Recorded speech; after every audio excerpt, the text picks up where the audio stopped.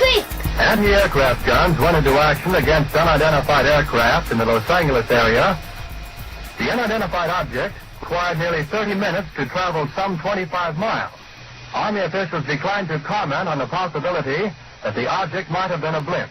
I wish I could see this. If this kind of thing is happening in 1942, just imagine what it's going to be like in the year 2000. UFO stories will be in the news all the time. From sea to shining sea throughout the solar system and extending to interstellar regions beyond. This is The Kevin Smith Show.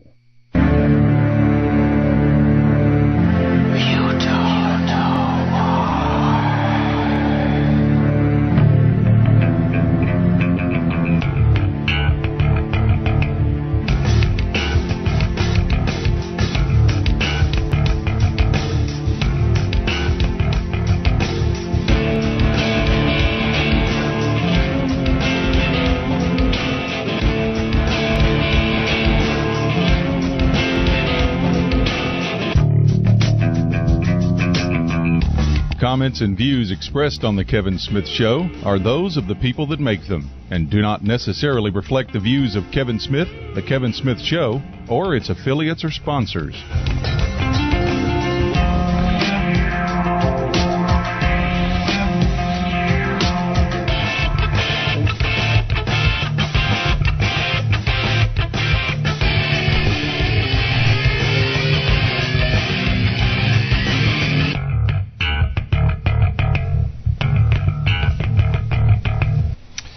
Hi, folks, and welcome to the Kevin Smith Show, whoever you are, wherever you are, all around this beautiful place we call Earth.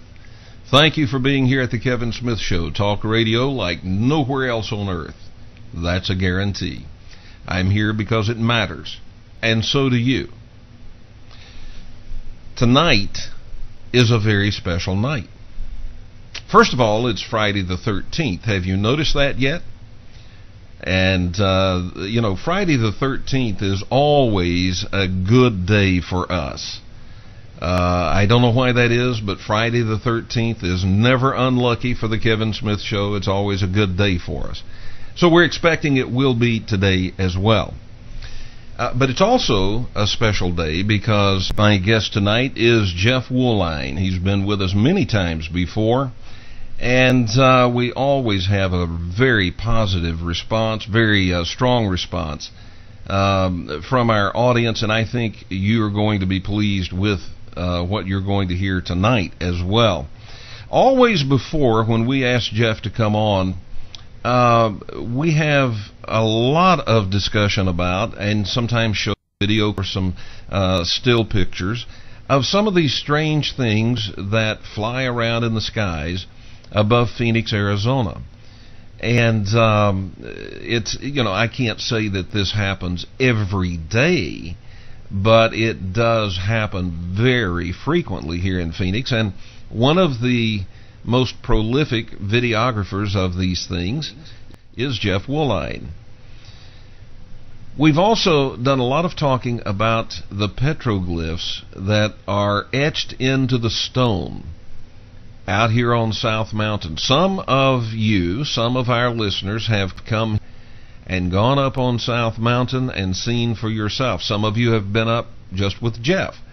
Some of you have been up on South Mountain with me and Jeff, and in one case with just me as the guide, because I couldn't find Jeff.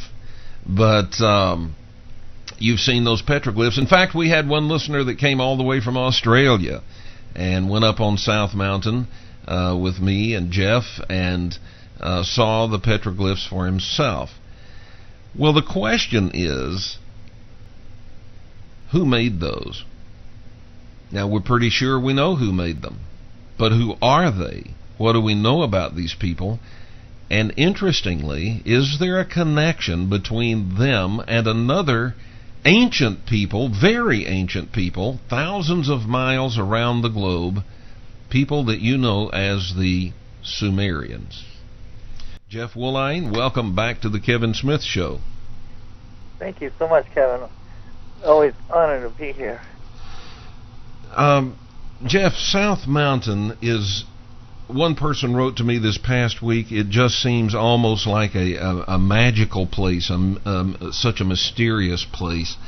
And, you know, really, when you get out there and you're wandering around surrounded by so many of these petroglyphs and other sites, other things that you may not know what they're for, but you can see that these ancient people stacked rocks in a certain way, and you know that geology didn't do it; they were stacked there.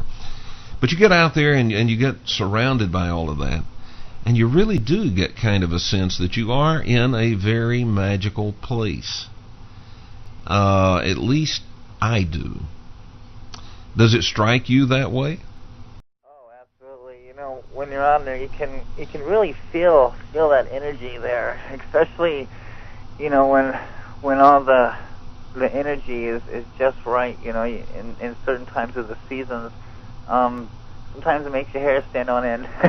Yeah, and especially since you realize, I realize, I'm standing amidst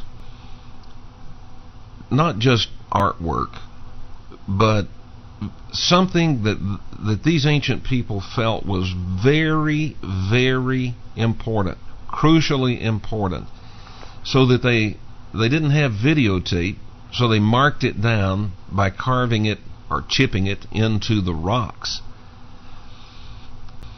Jeff, when I talked with you earlier about some of the things that I was seeing, I mean, it just struck me. I was looking for photographs that had to do with these petroglyphs, and as I was looking for the photographs and looking through photographs, it struck me that, you know, I've seen that somewhere else. And I started looking at photographs from the Sumerian culture and found that there were some very similar markings, very similar depictions in the Sumerian. One of the things, now I don't have a picture of this tonight, but one of the things that you see out there is this swastika. But it's not the same as the Nazi swastika. It's turned the other direction. But you see swastikas out there. And I did a little research on that. And these appear in almost every ancient civilization all over the world.